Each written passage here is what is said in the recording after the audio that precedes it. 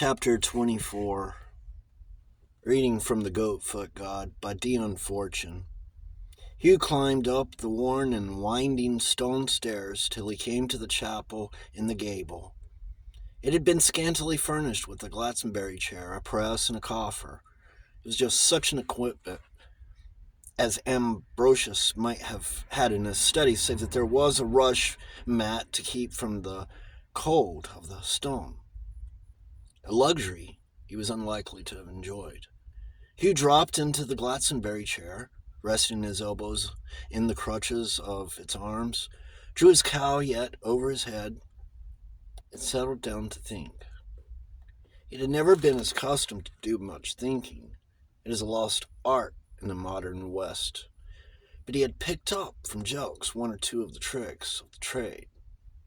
And, as the subject on which he proposed to think was an absorbing one, he had no difficulty in fixing his mind on it. A capacity that in the ordinary way has to be slowly and laboriously acquired. He wanted to understand. Beyond everything else, he felt that this was his need. Disjointed scraps of realization had been coming to him in the weeks that had passed since his wife's death, and he was trying to piece them together. Only so could he reconstruct his house of life upon its faulty foundations. He had learnt from Jelks the trick of thinking backwards, of tracing a thing to its source step by step, instead of starting at the imagined cause and trying to see how the effects came about. As he had tracked back through his own life, he had been struck again and again by the curious recurrence of the same factors in different forms. His grandfather and Jelks were of a type, his mother and wife, his old Scotch nurse and Mrs. McIntosh. Mona, alone, in his experience, was unique. He had never met anything like her. And then he remembered his flash of recollection as Ambrosius, who had been haunted by a succuba in her likeness. He shuddered involuntarily when his thoughts turned to the life of Ambrosius, and his mind shied away like a frightened horse. He had spent 2 hours in the dark cellar thinking of Ambrosius, thinking of him with an intensity that had reconstructed the whole medieval scene till he was living in it, and not only experiencing its emotions, but feeling its sensation.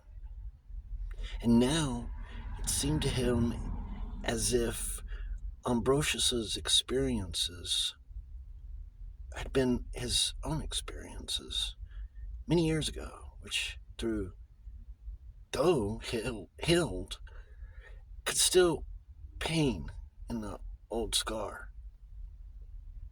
He was startled to find how real the thing had become to him. It seemed as if there were not two lives, but two epochs of one life, and that the earlier years of Hugh passed and bore the marks of the experience that had left Ambrosius shattered. He could imagine that had Ambrosius escaped with his life, a broken man, he would have been in the same nerveless condition that Hugh found himself in. Hugh knew from his reading that there is all the difference in the world between the man whose nerve has been shattered by a devastating experience and the congenital neurotic.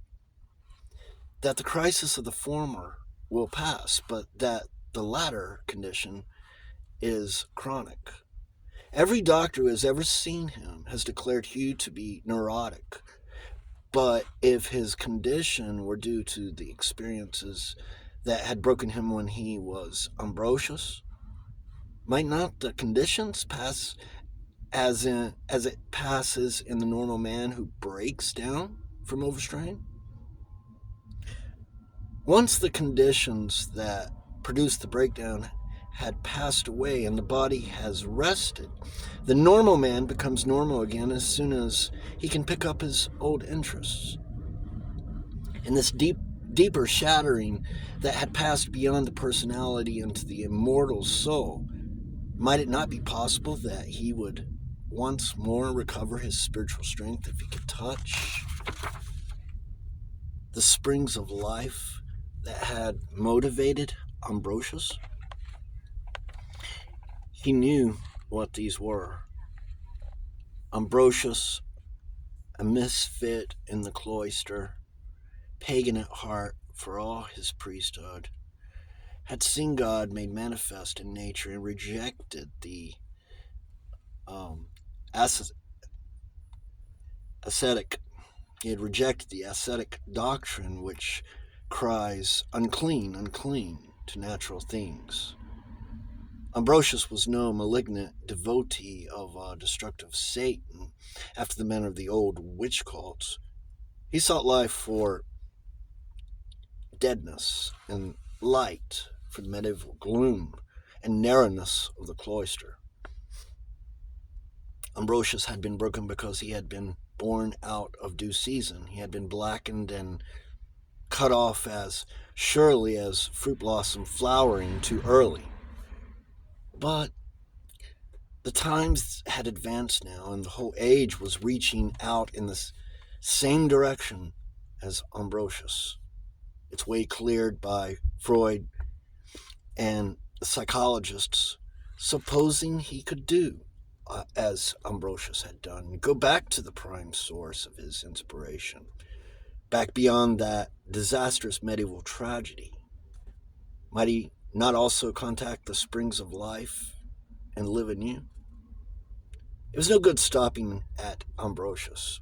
That would be fatal. He would only reconstruct the tragedy, but to evade and avoid Ambrosius would have been like leaving an unconquered fortress in his rear. This he had known when he had passed that grim hour of hard thinking in the darkness of the cellar, facing all the things he feared. The essence of Ambrosius's problems had been that, placed as he was, it was exceedingly dangerous for him to break with orthodoxy and claim for his manhood the natural things that were denied to the churchmen. The essence of Hugh Paston's problems had been curiously similar, save that the inhibitions were now in his own soul and not in his circumstances. He was deadly afraid of coming to grips with natural things amid all the artificiality of his life, lest in some unforeseen way he let catastrophe loose.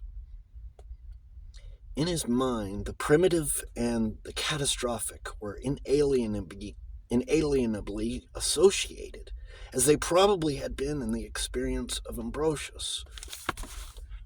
The burnt soul dreads what seared it, even after reincarnation.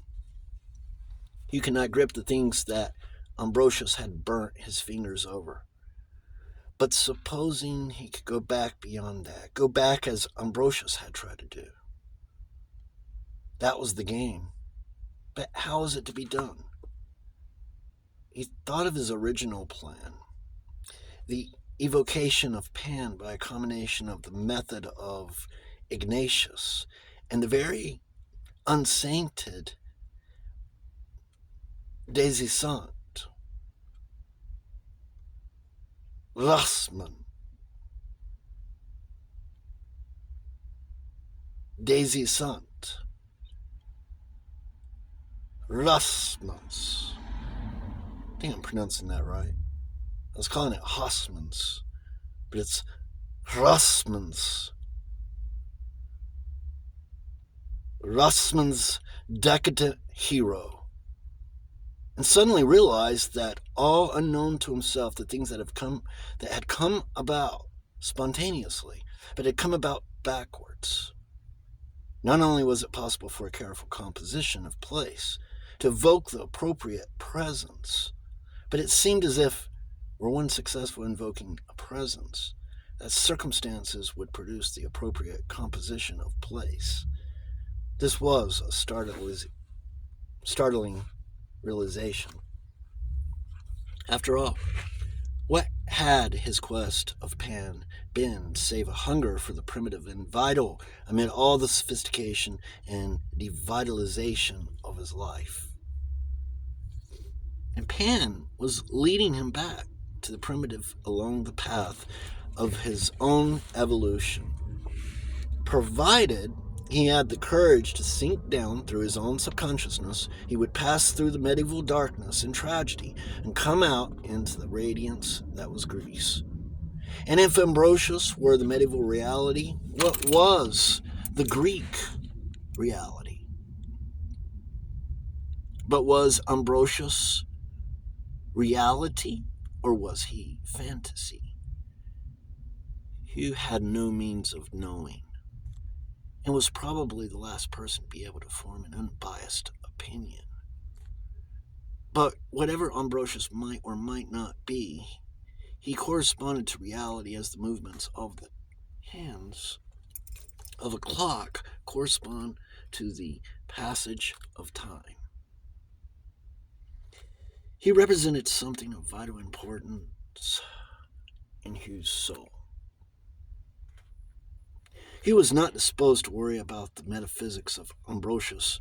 If by means of Ambrosius he could obtain results, Jelks arguing about objective and subjective reality was probably nearer the truth than anybody. But it was Mona who took Ambrosius for granted, who alone could handle the situation. Taking the motion of the hands of the clock as time, you would catch your train and get to your destination. Take time as the fourth dimension, and you would land anywhere and nowhere. Hugh cast his mind back to that night in the cock-eyed old feather bed in Jelks's dilapidated establishment when he had invoked Pan and started everything off. Could the operation be repeated at will? What was the word of power that had brought the god? What is the word of power that brings any god, save adoration? It is the heart, not the tongue, that invokes. Lift up your heart unto the Lord and never mind about your hands, whether that Lord be Adonai or Adonus. When Hugh had asserted to himself the divine right of nature, he had evoked Pan quite effectually. Each time he had renewed the assertion, Pan had answered. Each time he had doubted the natural divinity, the god had withdrawn. When he had kissed Mona because he was man, and she was woman, she had yielded as if something deep within her had acknowledged the right. But when he behaved towards her like a gentleman, she had kept him at arm's length and found nothing in him that attracted her. There is a life behind the personality that uses personality as masks. There are times when life puts off the mask and deep answers unto deep. Unless there is elemental life behind the personality, the loveliest mask is lifeless. That is why certain marriages go astray. For a man marries a mask, or a woman mates with a shadow. Liquor, love, and fights are the three great inebriations, and this is a teetotal age in all departments. And at best, liquor can only supplement love and fights, but not replace them. The chaste and the mild merely get maudlin in their cups. The Dionysiac inebriation is not for them. You had a feeling that in doing what Ambrosius had always wanted to do and never managed, embraces succuba, the force in himself that he called Ambrosius had found a channel, and the unquiet monk would walk no more. He had done the thing Ambrosius set out to do, or to accomplish the thing for which Ambrosius stood. according to which way one looked at it. He had picked up the thread of his own past, and the Ambrosius factor was integrated with his personality. Whatever the terminology that might be used, there was a change in him, and he knew it. Names did not matter in face of that. Ambrosius had started out as an idea that had taken hold of his imagination.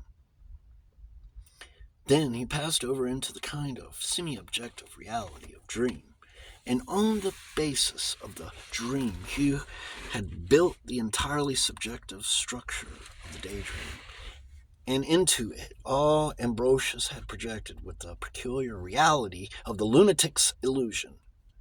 Where was the line to be drawn between all these things, and what was the influence of the deliberately willed daydream in the matter? What was it that made the subjective cross the line and for all practical purposes objectify? He did not know, any more than he knew how the pendulum and the escapement correlated with the fourth dimension, and he didn't care, so long as his watch kept time and he caught his train. He knew now, as in his heart he had known all along, whose was the satiny molded back of the woman who was not his wife, whose appearances in his dream had been the overture to the whole strange affair. The woman who had no use for him in real life, but who in the subjective realms had proved responsive. What indeed was the power of the deliberately willed daydream in this matter? Could it project itself and be shared by another? If there was anything in telepathy, it probably could. He sat up, pushed back his cowl, and looked the affair straight in the face. He knew what he wanted, but he did not know whether he was justified in going for it. But after all, can one make custards without breaking eggs? The great difference between the pagan and the Christian attitudes is that the latter sticks to custard powder. He groped his way down the worn, winding stairs in the gathering dusk, and made his way through the cloisters to the dwelling house, forgetting that he still wore the monk's robe. As he crossed the garth, a fearful, dreadful yet yell re-echoed through the twilight, and he saw Bill going for his life down the drive, with Lizzie running like a hare behind him. They had seen the famous ghost of Monk's Farm. Hugh, with a pang of compulsion, realized that he had upset all Mona's domestic arrangements. However, the Eleusinian mysteries do not require an audience.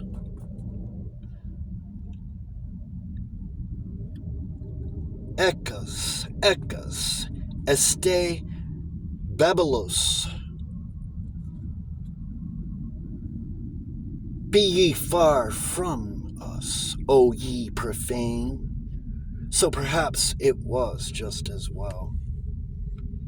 He could see by Mona's face as he entered the living room how anxious she had been. She had made tea for him, and he drank it with relief, for he remembered a remark of Jokes to the effect that here is nothing like food to check psychism. It was pleasant to lie back in the deep chair with his feet on the hearth and a cup of tea beside him and a cigarette between his lips. For the moment, Greece and Ambrosius both seemed a long way off. But the gods are exacting, and he knew that if he stayed from the path at the present moment, if he had strayed from the path at the present moment, he might not easily find it again. He must not deviate from the concentration. Now he knew why Jokes said that a cultist trained so carefully in concentration. Mona, he said, Did you ever read The Corn King and the Spring Queen? Yes. What was the meaning of the right in the plowing field? Beyond the obvious, that is. It was supposed to link up with the forces behind the earth and the sun. Link up the individuals who took part in it, or the whole tribe. Link up both, I suppose. The individuals wouldn't be able to link up the tribe unless they first linked up themselves. I see. It was a sacrament, an outward and visible sign of an inward and spiritual grace. Funny thing, said Hugh. Christians make a sacrament of taking life, and pagans make a sacrament of giving it. They are probably different sides of the same coin, if the truth were known, said Mona. The truth never will be known, said Hugh, because they always fly at each other's throats the minute they catch sight of one another. More is the pity, for we need them both, at least I do. One can't go in for complete unrepression, how much as I'd like to. One would only end on the gallows. That's the weak spot in Freudianism. Mona, watching him closely, saw that there was a profound change in him. Have you read much psychology, Mona? Yes, a fair bit. I was very interested in it at one time. Then I got tired of it because it never seemed to get you anywhere. I've read a certain amount, and I have seen a good deal of it done. It was all the rage in our set when it first started. So far as I can see, either nothing happens at all, or else you go up with a whiz like a rocket, and come down with a whack like the stick. What's the use of revealing to me that I want to murder my father when he died of natural causes 20 years ago? Or that I've got a fixation on my mother, when the nearest approach to a mother I've ever known was Allen and Hanbury. And you can't work up much of a crush on them. Or that I'm suffering from a repression when, well, we won't go into that. Anyway, I no need to be any more repressed than I wish to be. No, Mona. It won't wash. There's more to it than that. I'll make you a present of Freud and never ask for the change. I think that the best thing I can do is to get on with my original idea of an invocation of Pan, and if I can get a good rush of life force through, it will blow all my inhibitions clear. Have you ever departed from your original idea? Well, we haven't been able to do much about it recently, have we? What with your bronchitis and Mr. Pinker and all? You've never departed from it. As soon as ever you even thought of Pan, you began tracking back into your own subconsciousness. And then you picked up the trail of Ambrosius. I picked up the trail of Ambrosius through coming here, Mona. I can't blame that on Pan. But why did you come here, where Ambrosius was to be picked up? God knows. Pure chance, I suppose. Is there such a thing as pure chance? Or is it undisclosed causation? Whatever it was very appropriate. It sure was. But I think I've dealt with Ambrosius, you know? I think I've absorbed him. I don't think he'll walk again. You see, I have worked out what he wanted to do and made up my mind to go and do it. And that settled Ambrosius. He rested quiet in his grave after that. That's the way to lay subconscious ghosts, Mona. Fulfill their last wishes. Mona sat silently staring into the fire, wondering what was going to develop and whether Hugh had any idea where he was heading. At length, she said, "How do you propose to set about all this?" "I don't altogether know. I've got to feel my way. The first thing is to carry out our original plan and equip the place a la descente.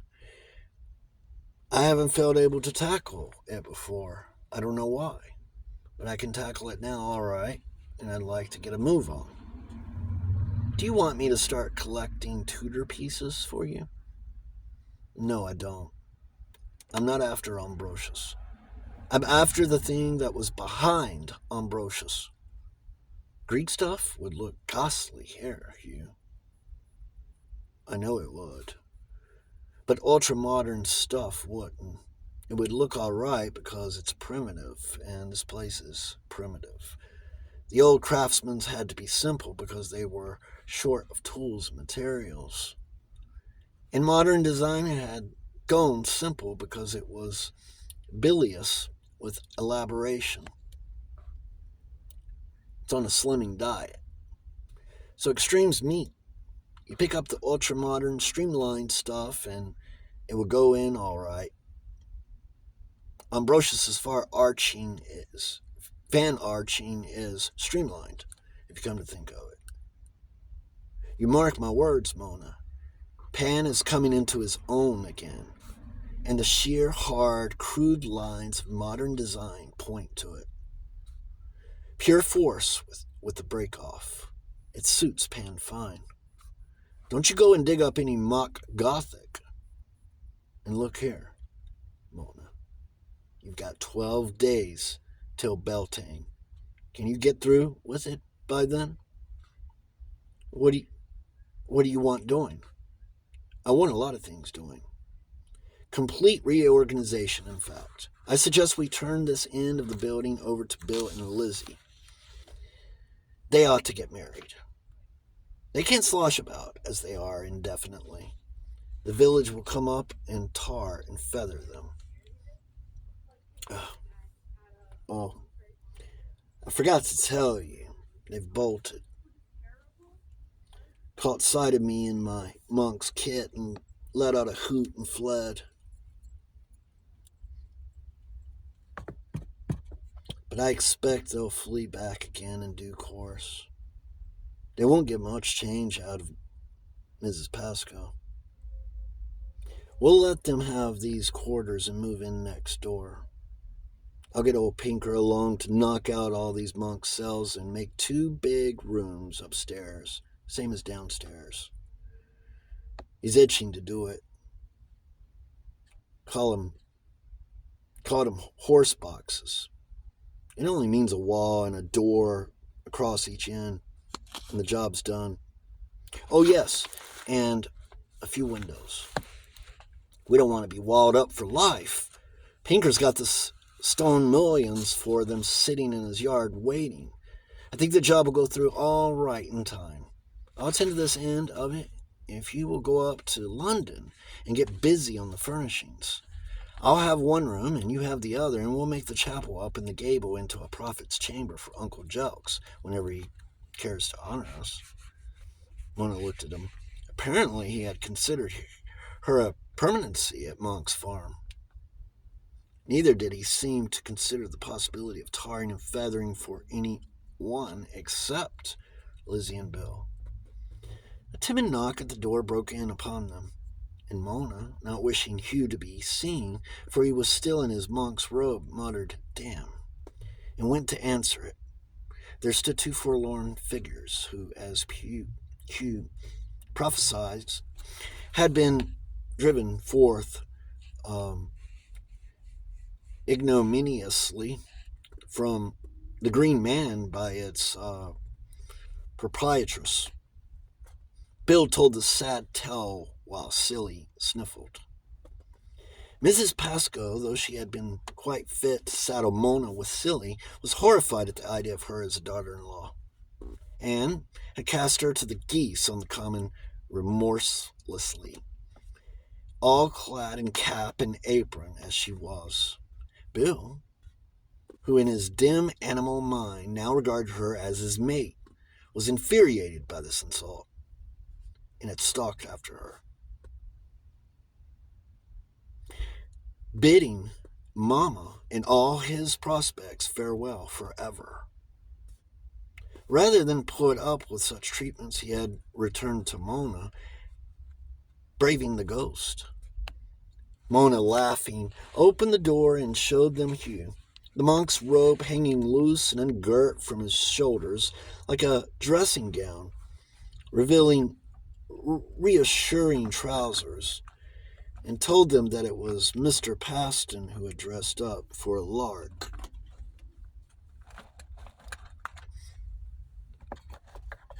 Guffaws and general relief was the result, but when asked to swear secrecy, Bill explained that it was too late, as they had already told the tale far and wide. Mrs. Pascoe, it was true, had repudiated it as the result of drink, but everyone else had received it open-mouthed. He also informed them that he and Lizzie had been hand in hand to the parson, demanding to put up the banns, and parson had declined, being a friend of Miss Pumphrey's, alleging that Lizzie was underage and must return to her duly appointed guardian forthwith, and had summoned that lady by special messenger. She, being his next-door neighbor, had cut off the unhappy couple in the drive and given them a piece of her mind, demanding the instant return of Lizzie and threatening all the sundry with the utmost rigors of the law. I told her she was expecting, so she just turned on